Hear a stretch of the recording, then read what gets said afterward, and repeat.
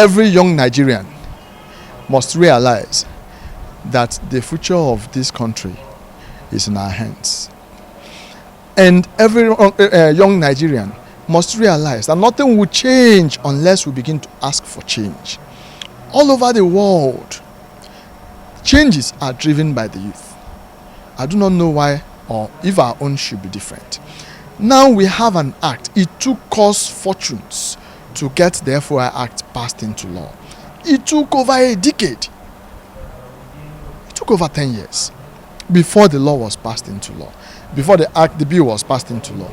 And in that case, now that we have it in place, why are citizens not taking advantage of it? So it is our collective responsibility to remind our young people that there is such a law in place, there is such an act in place that empowers them to actually demand for transparency, demand for accountability, and to demand for good governance from those in authority.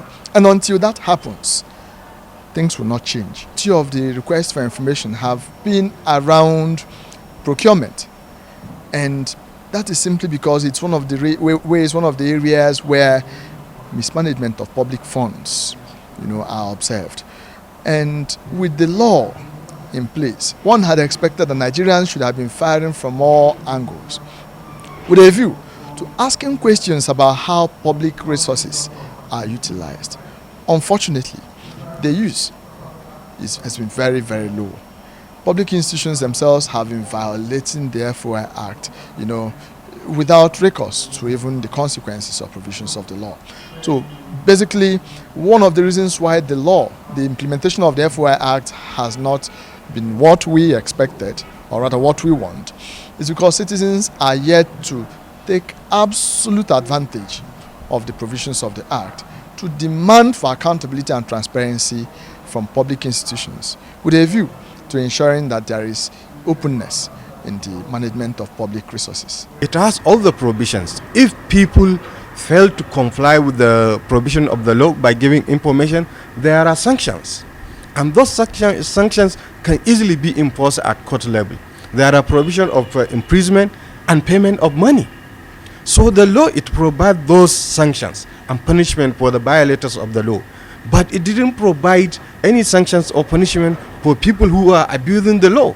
So you can see the dilemma. Maybe the law is one-sided, so we are trying to make sure that we have a balanced law that at least it will prevent, further corruptions. Because what we have seen now from our monitoring as anti-corruption, platform, we have seen a lot of things very damaging. You can see people blackmailing, extorting, text messaging, following public institutions and even contractors to extort money and to blackmail them. This is not the way we are supposed to work with the FOI in Nigeria. Freedom of Information Act is a kind of instrument that we at civil society, we really enjoy working with. It's one of our darling tools as far as we are concerned. But at the same time, in recent time, we are very deeply concerned with the level of corruption, extortion, and blackmail involved in using the Freedom of Information Act by some miscreants within the civil society organization.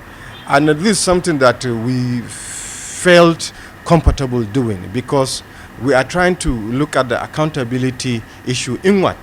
Looking at ourselves as civil society, we better organize our house, we better do the right thing. So that's why we organize this event. FOI is a kind of beautiful law that we all celebrated in this country, more especially from the citizens and civil society organization. So allowing others to misuse it for corruption, extortion, and blackmail is not going to go down well in our history. In fact, maybe in the near future, you can see some people coming attacking the law in generality. So it's better to start this conversation now to make sure that we have in place a mechanism that will check the excesses of the civil society and other individuals who are using the law for their own selfish interests. The government on its own alone cannot do it. Remember that Section 14(2)(c) of the Constitution says the participation of the people in the government shall be ensured. Remember, Section 24 talks about the duty of the Nigerian citizen, which in subsection D says it is the duty of the citizen to contribute to the advancement, progress, and well-being of the community where he resides. He says it's the duty of the citizen to assist law enforcement agencies in the maintenance of law and order.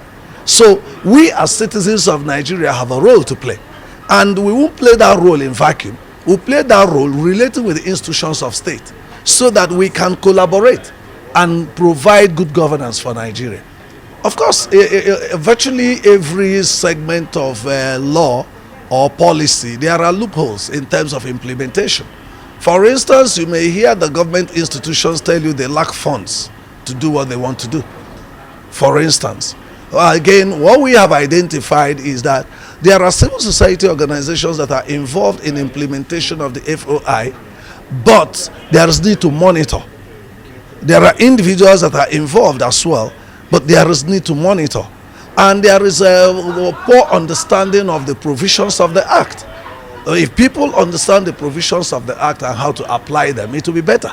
So there is gap in knowledge of the provisions of that Act. There is gap in capacity for application of the provisions of the Act. But more especially, there is gap in monitoring. And that requires a partnership between civil society organizations and the institutions of state. For example, here now, if CIVAC can partner with the Attorney General's Office, the Minister of Justice, that is involved in open governance partnership, if they can partner with CIVAC, there will be a lot that can be achieved.